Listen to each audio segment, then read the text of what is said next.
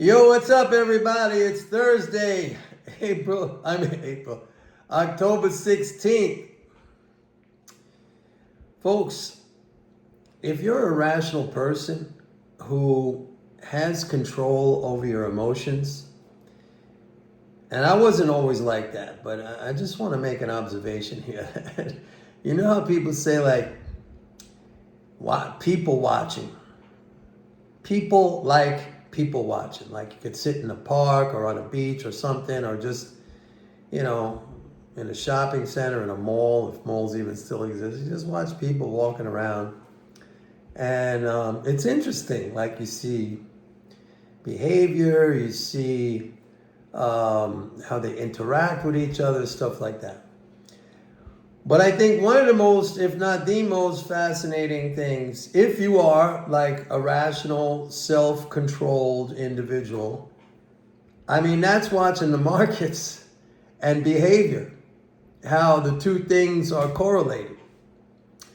Because, when you look at the markets, and again, if you're a rational, controlled person, have control over yourself, at least to some degree, your emotions, you see how everything is distilled down into either it's some kind of a crisis, some kind of doom and gloom, everything is terrible, or, it's the other way.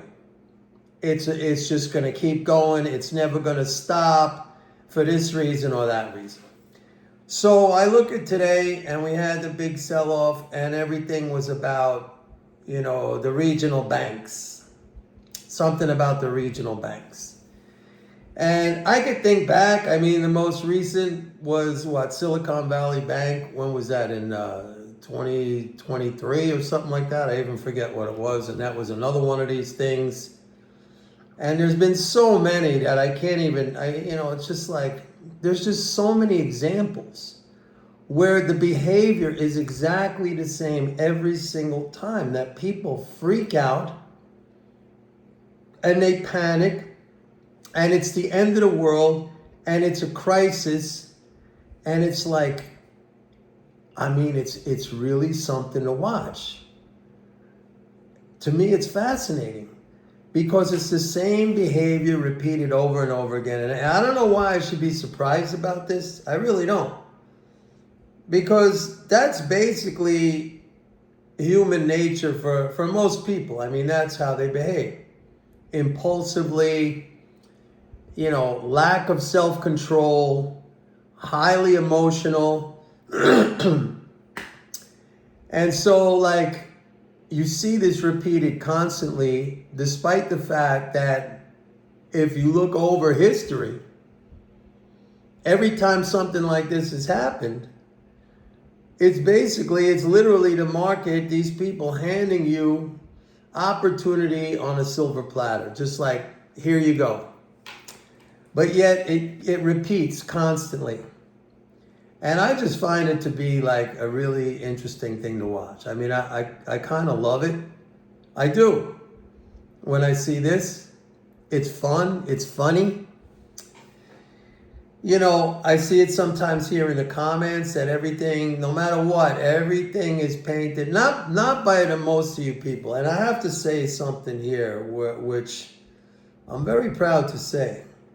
Because a lot of you who've been with me for a long period of time, I see how your views and your understanding has changed for the better, for the good. How you've learned, how you've increased your knowledge base, how, more self-control, rational, analytical in a good way, like really breaking down the pieces and looking at it objectively.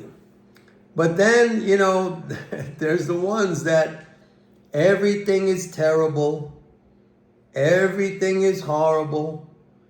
Oh, poor me, the system is against me, and no matter what it is, like you're a victim somehow, you paint yourself as a victim. And again, I'm not saying I'm better than anybody. I used to be the exact same way. I always talk about like my past and things that I've done and how I've screwed up and self-sabotaged and stuff like that. So now I'm able to look at it, from the outside, because I used to be in there. And when you're in there, you don't even understand what you're doing to harm yourself, because that's just like reflexive behavior that you've conditioned yourself to behave in that way. It's like a bad habit. It's like a habit that's harmful to you. And I always say, like, the first step in breaking a bad habit is like you got to have awareness. You got to know that you're doing something to hurt yourself. But that's only step one. Step two is taking the steps to break the habit. And that's like, instead of continuing with the bad behavior, it's like every time that happens, recognizing it and then injecting some good behavior or some good thinking. Like I always talk about reframing. Like the natural instinct is like when you see something, it's like, oh my God, this is terrible, this is horrible, this is a calamity, this is doomsday. Those are thoughts. Okay, you have control over that. You have 100% control over your thoughts. It's not like somebody comes in and sticks something in your brain and you have no control over that. You have control over your thoughts. So you could always reframe the situation. I talk about that. I constantly say that is at least one thing, one exercise that you can do that's going to help you out, is reframing the situation, and not always like, this is terrible and this is horrible and poor me and the system's out to get me. That might be true, the system, and it is true, okay? The system is not built for us necessarily.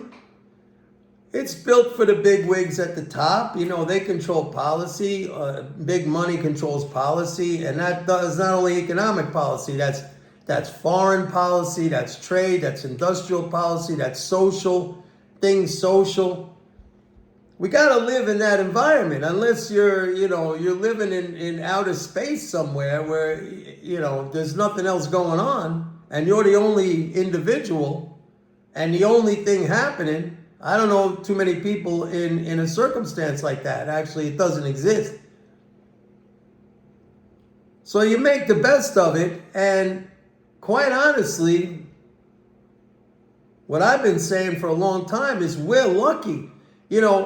As crappy as you might think the system is here, and I know there are many of you, just judging from the comments, that you think, it's terrible, and inflation, and poor me, and, a car costs this now, and it used to cost $2,000 in 1968, and I was able to go to the movie theaters for 5 cents, and now it costs 20. Despite all that, there's a lot here we can do. Even if it's only a very simple thing like invest in the stock market and just having control over your emotions and reframing the way you view things. It's all about behavior, folks. I was always a very, very gifted, talented analyst. I was.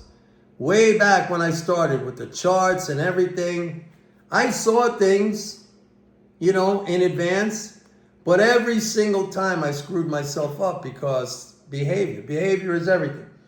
And I used to say to people, when I did my Forex trading course, I could throw darts at a dartboard and make money because of self-control, of the mental game. Whereas people may be really, really talented as analysts, as I was, and never really made any money until I was able to change my behavior, change my mental. And how do you do that?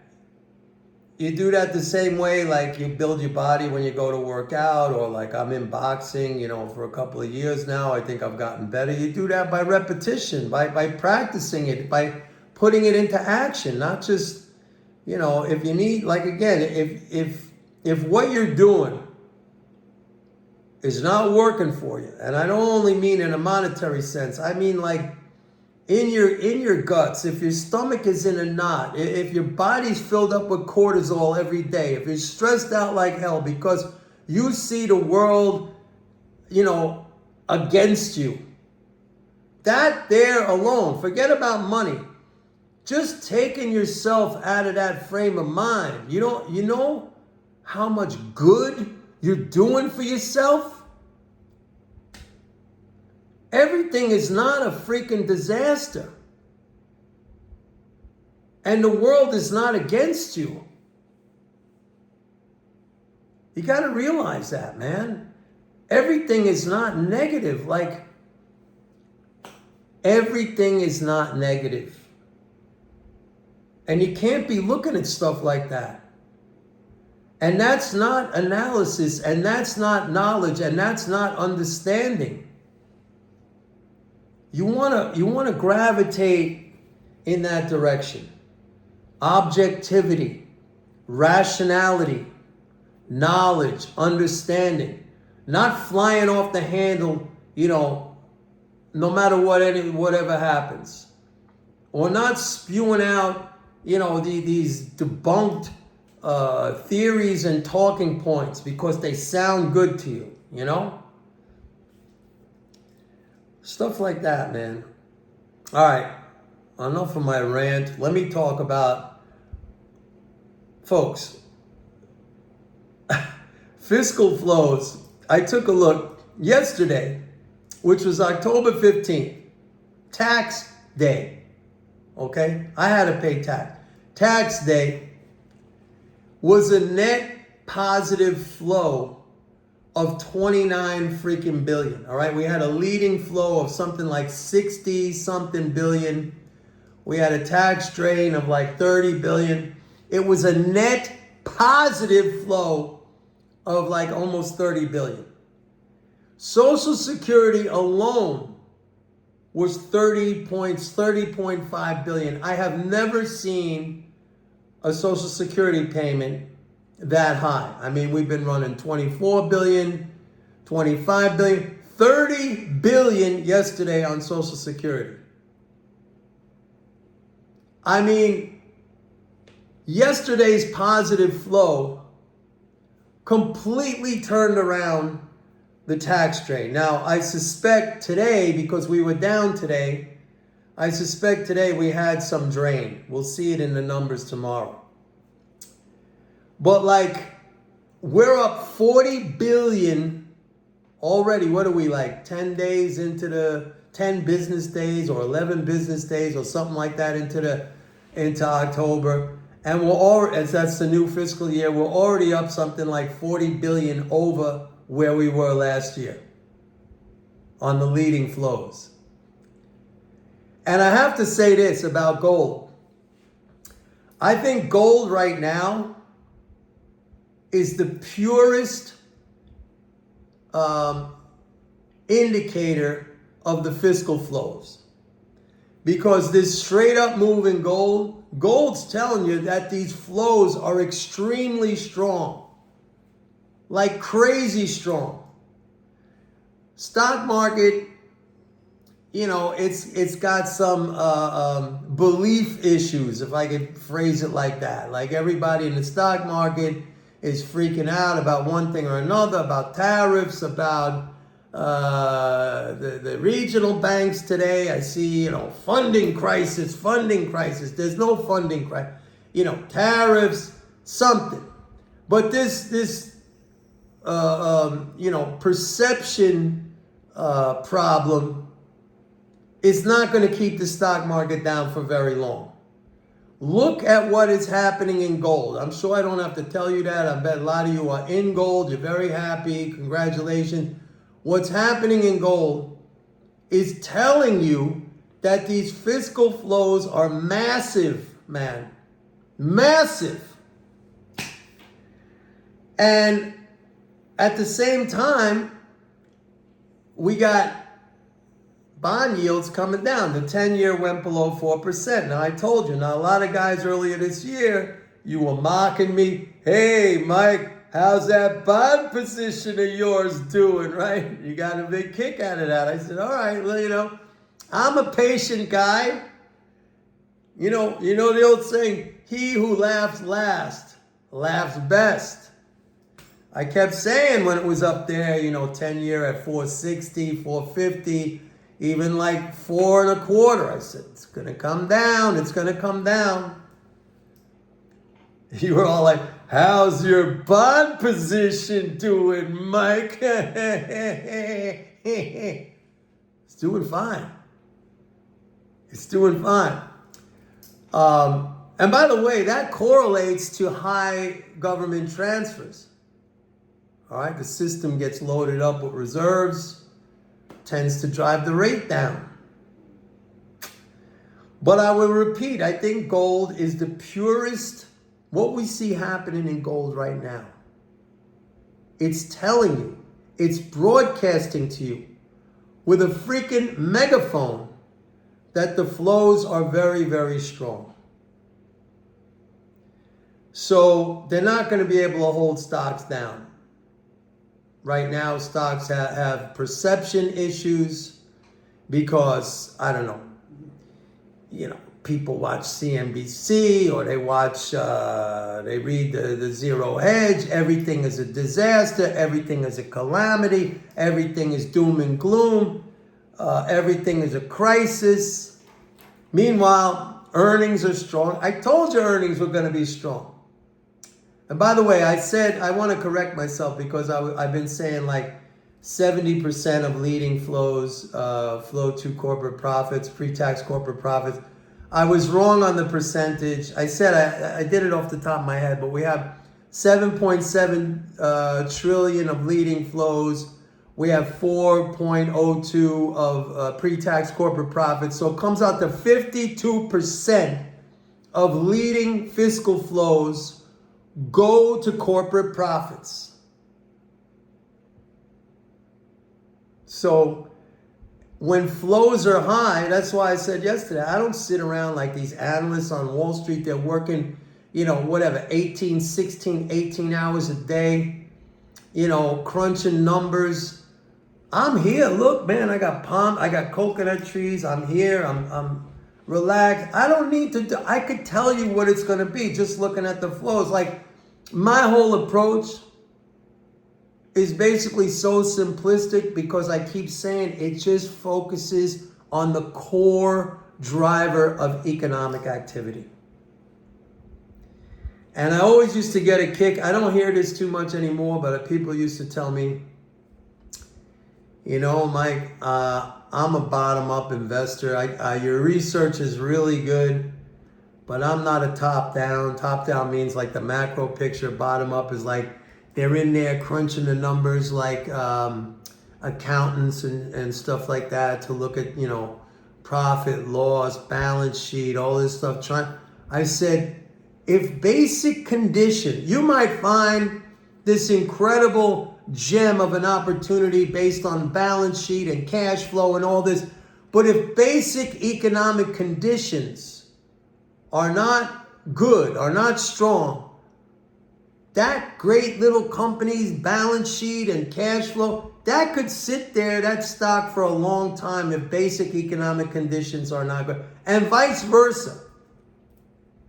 If basic economic conditions are good, then even companies with crappy balance sheets could do well. We see this all the time with like, what do you call them? Not junk bonds, but like, the higher yielding, the riskier bonds, right? In strong economic environments, they go up like crazy, those bonds. All right? Like non-investment grade bonds. What are they calling them these days? Not junk bonds, I forget the terminology. You see what I'm saying? You see? So to me, it's all about the macro picture. Like, you might be a great financial analyst. Like, you can pore over a balance sheet and all that stuff and crunch the numbers and say, hey man, this is a gem waiting to happen. But if that macro condition, if the basic economic conditions are not conducive to that, it's just going to sit there, man. And vice versa. If basic economic conditions are really bullish and the economy is growing strongly, you could have really crappy balance sheet companies. We've seen this, and I just gave you the example of these junk bonds. You know, they could do very, very well. As a matter of fact, they could be the best performers in the market in those conditions. You see what I'm saying? So yeah, anyway, that's it for today, folks. Thank you for watching my video.